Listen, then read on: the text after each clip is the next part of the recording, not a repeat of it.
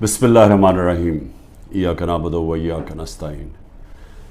میرے پاکستانیوں، تقریباً 2 سال پہلے میری حکومت کے خلاف ایک انجینئرڈ ووٹ عدم اعتماد پیش کیا گیا اور ملٹری اسٹیبلشمنٹ کے ساتھ مل کر ایک حکومت وجود میں آئی۔ اس کے بعد سے سابق آرمی چیف جنرل باجوہ اور موجودہ army chief general Asim Munir کی براہ راست رہنمائی میں ملٹری اسٹیبلشمنٹ نے پاکستان کے سیاسی ماحول سے میری پارٹی کی موجودگی کو ختم کرنے کے لیے ہر حربہ آزمایا ہے۔ ہمارا انتخابی نشان چھینا، ظلم اور تشدد ریکارڈ پر موجود ہونے کے باوجود فوج نے کچھ نہیں کیا اور بے اختیار سیاسی قیادت نے ان کی کٹ پتلی کا کردار ادا کیا۔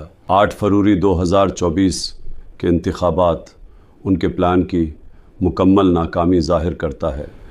ایک ایسے ملک میں جہاں ووٹرز کی اکثریت پارٹی کے مختلف نشان سے امیدواروں کا پتہ چلتا ہے، وہاں کوئی ایک انتخابی نشان نہیں دیا گیا۔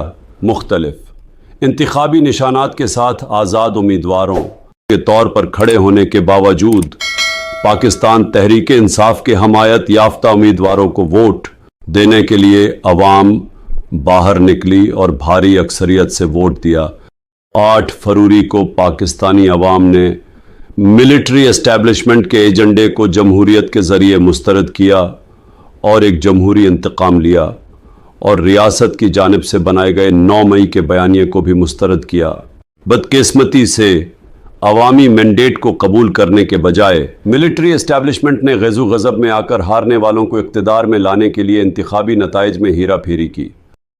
حالیہ ضمنی انتخابات میں بھی یہی ووٹ ٹیمپرنگ دیکھنے میں آئی، جس کے نتیجے میں آج پاکستان ایک خطرناک دوراہے پر کھڑا ہے۔ عوام نے ریاستی انتخابی سازشوں اور نہ صرف پی ٹی آئی کی قیادت بلکہ اس کے کارکنوں پر بھی جبر، قید و بند اور اذیتوں کو بھی مسترد کر دیا ہے۔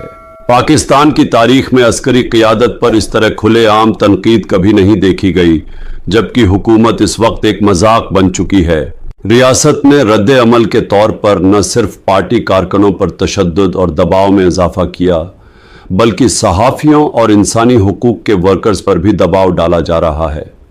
سوشل میڈیا پلیٹ فارمز پر پابندی لگاتے ہوئے ایکس کو مکمل طور پر بند کر دیا گیا ہے۔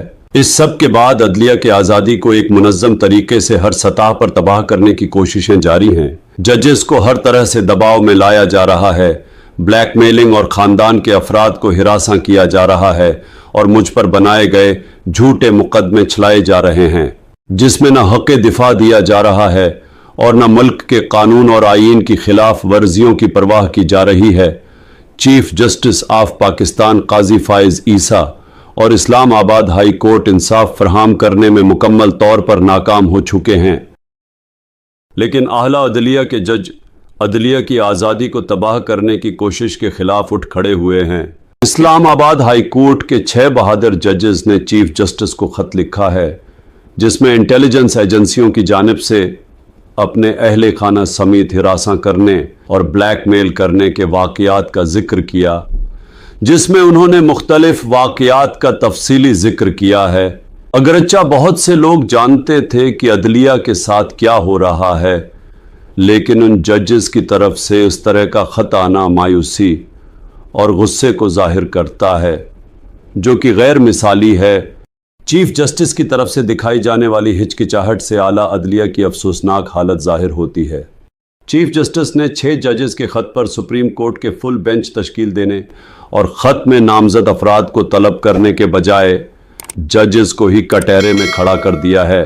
بحران میں گھری ہوئی معیشت، بڑھتی ہوئی مہنگائی اور سیاسی طور پر ناراض عوام اپنے انتخابی مینڈیٹ کو چوری کرنے اور معاشی طور پر مشکلات کا شکار ہونے کے ساتھ ریاست سے الگ کھڑی ہے۔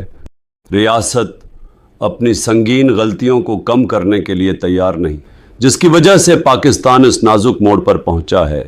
ریاست ناقدین کے خلاف جبر اور تشدد کے اپنے منتر سے آگے نہیں بڑھ پا رہی، اسی راستے پر چل رہی ہے جس پر یہ 1971 میں چلی تھی، جب اس نے مشرقی پاکستان بنگلہ دیش کو کھو دیا تھا۔ اس سب کے ساتھ ملک میں دہشت گردی میں اضافہ اور بلوچستان میں بڑھتی ہوئی جبری گمشدگیوں میں اضافہ ہو رہا ہے۔ भारत पहले ही पाकिस्तान के अंदर कत्ल व गारतगरी का एतराफ़ कर चुका है और अफ़गानिस्तान के साथ बैनुल अक़वामी सरहद बदस्तूर गैर मुस्तहकम है। पाकिस्तान मिलिट्री एस्टैब्लिशमेंट की अमरीकी फ़ौज की पाकिस्तानी फ़ज़ाई हदूद तक रसाई और उससे मुताल्लिक़ा सहूलियात की फराहमी के बदले में अमरीका से गैर मशरूत हमायत की तौक़ा अमरीकी महकमा ख़ारिजा की इंसानी हुकूक से मुताल्लिक़ ताज़ा तरीन रिपोर्ट्स की इशाअत के बाद खाक में मिल गई हैं, जिसमें नुमायां तौर पर पाकिस्तान में इंसानी हुकूक की खिलाफ वर्जियों को उजागर किया गया है। ऐसी सूरत में जबकि अवाम के साथ तसादुम जारी हो रियासत का, तो एक बार फिर बैनुल अक़वामी मालियाती फंड पर इन्हिसार करने से पाकिस्तान में कोई इस्तेहकाम नहीं आएगा। इस बहरान से निकलने के सिवा कोई रास्ता नहीं है कि अवाम का मैंडेट बहाल किया जाए और तमाम सियासी कैदियों को रहा किया जाए, जिनमें फौजी अदालतों का सामना करने वाले कारकुनान भी शामिल हैं। मिलिट्री एस्टैब्लिशमेंट ने मेरे खिलाफ हर मुमकिन कोशिश की, अब उनके लिए बस मुझे कत्ल करना बाकी रह गया है। मैं खुलेआम कह चुका हूं कि अगर मुझे या मेरी अहलिया को कुछ हुआ तो उसके जिम्मेदार जनरल आसिम मुनीर होंगे, लेकिन मैं मौत से नहीं डरता क्योंकि मेरा ईमान मजबूत है।